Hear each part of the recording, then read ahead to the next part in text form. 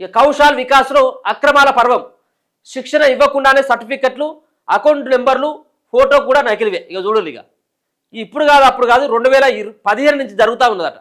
2015 నుంచి 2022 వరకు ఎంత అక్రమాలు అంటే ఎన్ని కోట్ల అక్రమాలు. ఇగో కౌశల్ వికాస్కు 14,450 కోట్ల నిధులు వస్తే పెద్ద ఎత్తున మొత్తం అంతా కూడా 1.1 కోట్ల మందికి శిక్షణ ఇచ్చినట్టు రికార్డు. అంటే 1 కోటి మందికి పైన శిక్షణ ఇచ్చినట్టు. వాళ్ళు ఇచ్చింది ఎంతమందికి అంటే 60 లక్షల మందికి ఇచ్చింది. మరి ఇంకా 40 లక్షల మంది ఎక్కడ పోయిండు? మొత్తం అంతా కూడా దాంట్లో కేటాయించినటువంటి పైసలు దాదాపుగా 1000 కోట్లకు పైనే. అవన్నీ కూడా కొలాప్స్. ఒకసారి చూడవచ్చు ఈ వార్త.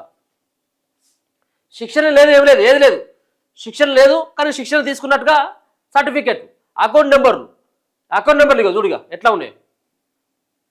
చదువుకున్న యువతకు నైపుణ్య శిక్షణ ఇవ్వడం ద్వారా స్వయం ఉపాధిలో వారు నిలదొక్కునేలా చేయాలన్న లక్ష్యంతో కేంద్ర ప్రభుత్వం తీసుకువచ్చిన ప్రధానమంత్రి కౌశల్ వికాస్ పథకంలో భారీ అక్రమాలు జరిగినట్లు comptroller and auditor general CAG అధికారులు గుర్తించారు. 2015 నుంచి 2022 మధ్య 3 దశల్లో నిర్వహించిన శిక్షణకు సంబంధించి బీహార్, ఉత్తరప్రదేశ్ సహా పలు రాష్ట్రాల్లో ఈ అక్రమాలు చోటు చేసుకున్నాయని తెలిపారు. ఇగో అన్ని ఒక్కట్లు చూడు. ఇక 2, 4, 6, 8 మొత్తం 11, 12 ఉన్నాయి.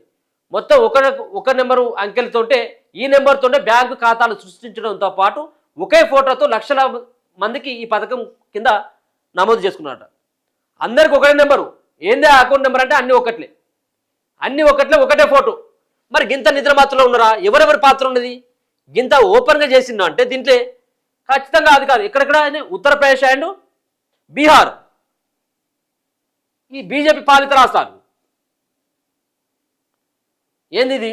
ఇగో శిక్షణ కేంద్రాలను మూసివేయడం వంటి వాటిని గుర్తించినట్లు పేర్కొన్నారు. ఎలాంటి మెరిట్ లేకుండానే సంస్థలు లక్షలాది మందికి బెస్ట్ ఇన్ క్లాస్ పేరుతో నైపుణ్య సర్టిఫికెట్లు జారీ చేసినట్లు గుర్తించారు. అసలు వాడికి బడి లేదు, వాడు చదువు చెప్పేటువంటి ఇన్స్టిట్యూట్ లేదు, ఏది లేదు. వాడి మొత్తమే వాడు వచ్చి చదువు చెప్పకపోయినప్పుడు కూడా మీరు పాస్ అయిపోయారు, మీరు శిక్షణ తీసుకున్నట్టుగా మీరు సర్టిఫికెట్ ఇస్తామని చెప్పేసి ఆ సంబంధించినటువంటి సంస్థ వాళ్ళకు అప్పచెప్పిందట. మళ్ళీ వాళ్ళకి ఏమి ఇచ్చిందంటే బెస్ట్ ఇన్ క్లాస్ పేరుతో నైపుణ్య సర్టిఫికెట్లు ఇచ్చింది. ఈ తరహా అభ్యర్థులు 34 లక్షల మందికి నిధులు విడుదల పెండింగ్లో ఉందని కాగ్ అధికారులు నివేదికలో స్పష్టం చేశారు. దీనికి సంబంధించిన ఆడిట్ నివేదిక గత గురువారం లోక్సభలో ప్రవేశపెట్టారు. 2025 నాటికి అంచనాల ప్రకారం 15 నుంచి 29 ఏళ్ల మధ్య వయసున్న యువతలో 15% నిరుద్యోగిత ఉంది.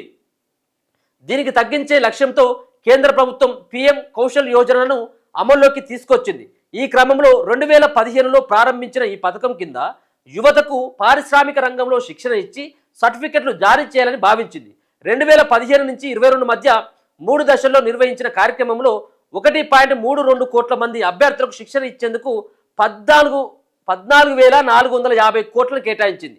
మొత్తం 3 దశల్లో 1.1 కోట్ల మంది అభ్యర్థులు శిక్షణ సర్టిఫికెట్లు పొందారు.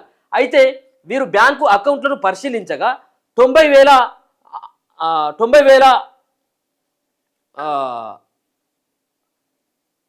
దాదాపుగా 90 లక్షల మంది 90,66,264 మంది అభ్యర్థుల ఖాతా నెంబర్లు సున్నాగా పేర్కొనడం గమనార్హం.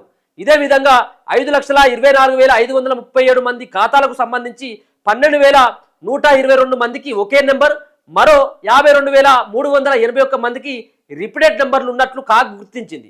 4,72,156 మంది అభ్యర్థుల ఖాతాలకు 4,72,000 మంది ఖాతాలకు మొత్తం అంతా కూడా 1111111111 ఈ నెంబర్ అభ్యర్థుల వివరాలు కూడా లేవని కూడా తెలిసింది.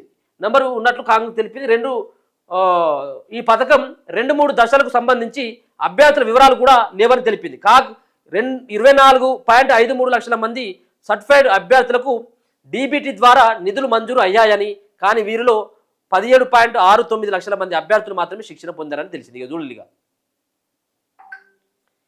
24.53 లక్షల మందికి సర్టిఫైడ్ అభ్యర్థులకు డీబీటీ ద్వారా నిధులు మంజూరు చేస్తే దీంట్లో 17.69 లక్షల మంది అభ్యర్థులు మాత్రమే శిక్షణ పొందినట.